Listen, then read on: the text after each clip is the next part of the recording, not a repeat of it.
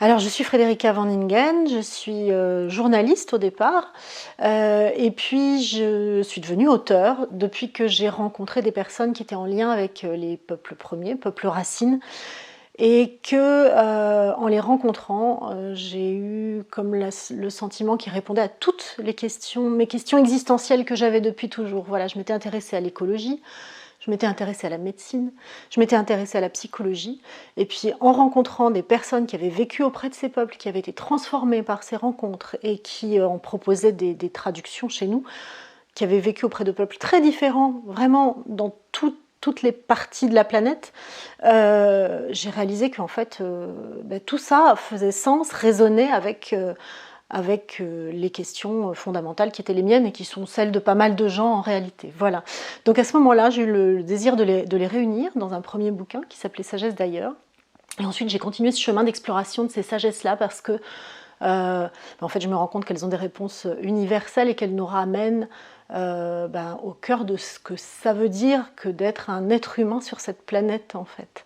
Donc voilà, du coup, je me suis lancée dans une exploration comme ça et je me dis qu'aujourd'hui, je suis un peu chercheuse, passeuse, voilà, autodidacte, mais en quête, en fait. Et c'est cette quête-là que j'ai envie de transmettre et qui m'anime, qui anime les livres que j'écris. Dans ces visions-là, tout être qui vient dans la vie, qui est manifesté dans la matière, a une raison d'être là. C'est vrai que si on regarde l'écosystème, ça se vérifie. Tout fonctionne, il y a des interactions entre toutes les espèces, et chacune des espèces apporte quelque chose. Voilà. Et donc l'être humain, il a aussi cette place-là. C'est-à-dire que nous, dans notre vision, on a tendance à se voir un peu au-dessus, un peu comment dire, oui, ceux qui exploitent tout ce qui nous entoure. En tout cas, c'est dans cette posture-là qu'on s'est mis. Et les visions de ces peuples racines, c'est que nous sommes dans ce vivant. Nous sommes un élément de ce système vivant avec un rôle qui est... Alors, dans notre vision, il est vachement plus important parce qu'on regarde depuis notre ego d'humain, mais en réalité, il a juste un rôle précis, et en l'occurrence, c'est celui de préserver les équilibres, de préserver les équilibres du vivant, en fait. Donc, ces peuples-là, ce qu'ils nous montrent, c'est que par leur qualité d'observation, par la connaissance qu'ils ont du vivant et la compréhension. Alors, nous, on passe par l'intellect. Donc, du coup, on est obligé d'en faire une sorte de théorie pour essayer de retrouver ça et de recomprendre comment ça fonctionne. Eux, ils ont toujours vécu alors je parle des peuples racines, bien sûr, qui sont toujours en lien avec des espaces, avec leur terre, avec des espaces qui sont préservés, il y en a encore. C'est quelque chose qui se fait naturellement, c'est-à-dire ils sont en lien direct physique et comment dire sensoriel avec leur environnement. Donc ils n'ont pas besoin de passer par un intellect qui va analyser tout ça, mais comme ils perçoivent leur place par le simple fait d'être en contact avec cette nature qui les entoure, parce qu'ils apprennent ça depuis le plus jeune âge, il y a quelque chose comme ça qui vont trouver naturellement cette place de gardien de l'équilibre. Et nous, en fait, à un moment, on est allé un petit peu trop dans l'intellect. Alors, c'est pas mal, parce que la notion de bien et de mal est un peu limitée.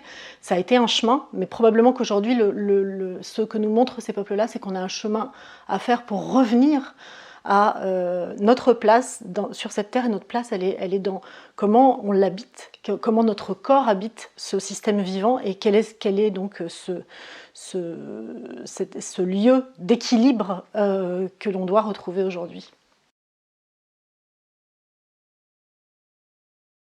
Ah, si je me laissais faire, il y en aurait beaucoup. Mais aujourd'hui, je crois que... Alors, la voie que nous... Alors oui, bien sûr,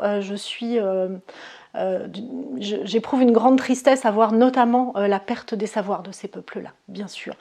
La façon dont ils sont traités, maltraités, assassinés encore, spoliés. Enfin bon, c'est évidemment quelque chose qui est totalement insoutenable.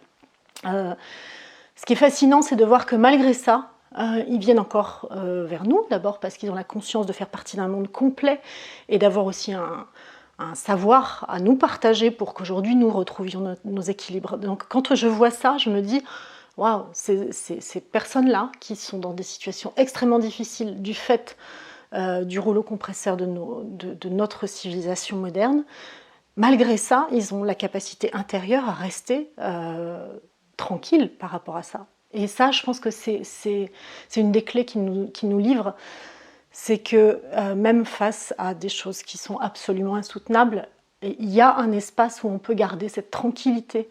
Alors du coup, c'est ce que je travaille, c'est ce que j'essaye de travailler. Donc oui, il y a bien sûr des choses qui peuvent m'agacer, mais je sais qu'à partir du moment où elles m'agacent, elles me séparent du monde. Donc j'essaye de retrouver cet espace à l'intérieur de moi qui me remet en lien avec le monde et qui me permet peut-être de déposer des petites graines qui vont ramener un peu d'équilibre et de tranquillité.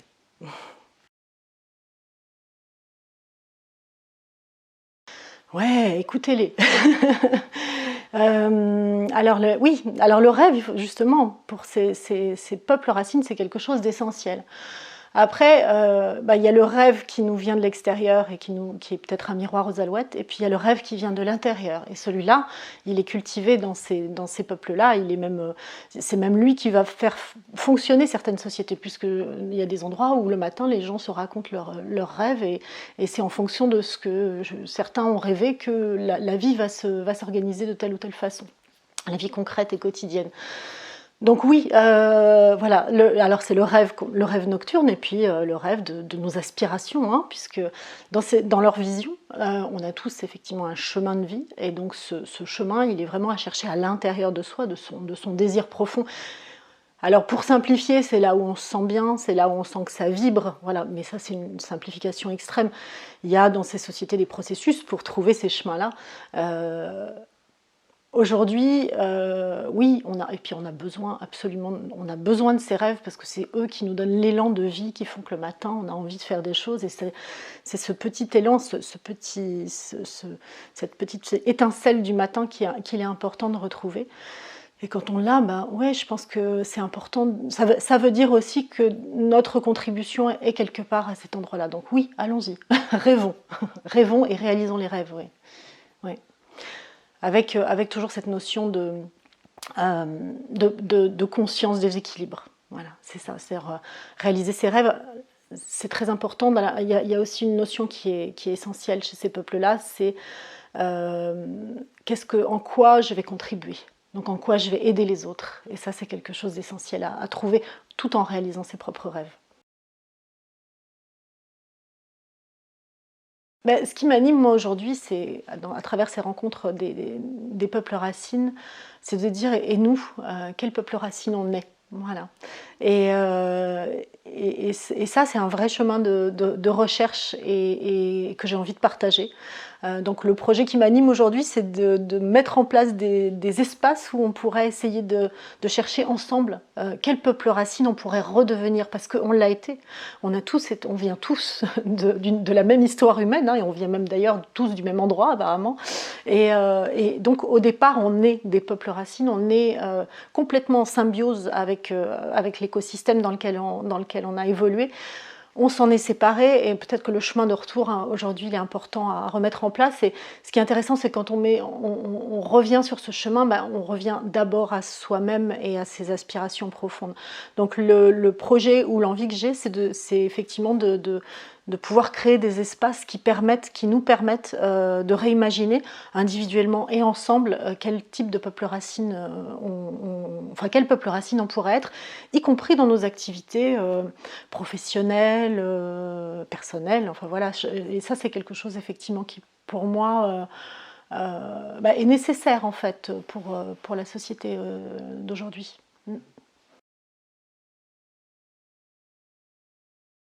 Dans les sociétés racines, ça on le retrouve vraiment partout. Les Lakota disent Omitakuye Oyasin, qui veut dire je suis parent avec tout ce qui existe. Il y a quelque chose qui vient d'Afrique du Sud qu'on appelle, c'est Ubuntu, qui veut dire je suis car tu es. Et ça, c'est vraiment l'idée fondamentale de ces peuples-là, c'est qu'on n'est rien seul. On n'est rien seul et on n'est rien sans toutes les interactions qu'on a avec tout le vivant qui nous entoure. Donc oui, et bien sûr, et j'ai envie de remercier tous ceux qui ont fait de moi qui je suis aujourd'hui. Et j'ai envie même de remercier ce sentiment de gratitude parce que je suis convaincue que ce sentiment de gratitude, c'est ça qui fait que nous sommes des humains, de savoir le cultiver, et c'est ça qui fait qu'on trouve son chemin aussi. Donc oui, bien sûr, on est... Alors j'ai rencontré un passeur qui le traduisait en disant quelque chose comme « nous sommes un concours de circonstances ». Donc je suis un concours de circonstances qui est en gratitude de tous ceux qui m'ont permis de devenir le concours de circonstances que je suis aujourd'hui. Donc les passeurs de ces peuples racines que j'ai pu rencontrer pour le livre Sagesse d'ailleurs, ceux que j'ai pu rencontrer aussi pour le suivant sur la santé. Et à chaque fois je me rends compte que c'est un pas de plus sur le chemin, et bien sûr je ne peux être que dans la gratitude par rapport à ça. Alors parmi les passeurs que j'ai rencontrés pour le premier livre, il y en avait un qui avait été initié au chamanisme sibérien. Et lorsque le livre est sorti, j'ai fait une conférence à Paris. Et on s'est retrouvés dans un théâtre donc, où j'avais invité les passeurs. Et en arrivant là-bas, donc on installait tout un peu dans la comment dire, la fébrilité de l'avant-conférence. À un moment, il se tourne vers moi et me dit « Frédérica, est-ce que tu sais où est le Nord ?» Et alors là, je me suis rendu compte que j'avais complètement perdu le Nord. Et j'ai trouvé cette question extraordinaire, parce que j'ai dû retrouver le Nord. Et en fait, c'est une question... En fait, souvent, ces savoirs, ces peuples, tout leur savoir passe par l'expérience. Et souvent, ils passent donc par le questionnement aussi. Et cette question, elle m'a poursuivie toujours encore aujourd'hui. Et à chaque fois que j'arrive quelque part, je me dis, mais... Voilà, quelles sont les directions? Où est le nord, où est l'ouest? Enfin, j'essaye de me poser cette question. Et je me rends compte que quand je ne sais pas répondre à cette question, c'est que bien souvent, je suis perdue dans ma tête. Donc voilà, le chemin du réenracinement, il vient par là aussi. C'est-à-dire, où suis-je dans ce monde? Voilà, où est le nord, où est le sud? Où est-ce que je suis située? Et en fait, il faut savoir que chez les peuples racines, très souvent, c'est une conscience qu'ils ont en permanence. On a du mal à l'imaginer. Il y a même des langues dans lesquelles en fait la droite, la gauche n'existe pas, c'est le sud, l'ouest, voilà, c'est ma main qui est à l'ouest, enfin voilà, donc c'est vraiment une conscience de soi réancrée, réinscrite dans le territoire. Voilà, donc c'est ce que cette question m'a apprise, et j'avoue qu'encore aujourd'hui elle résonne et elle continue à m'apprendre des choses en permanence.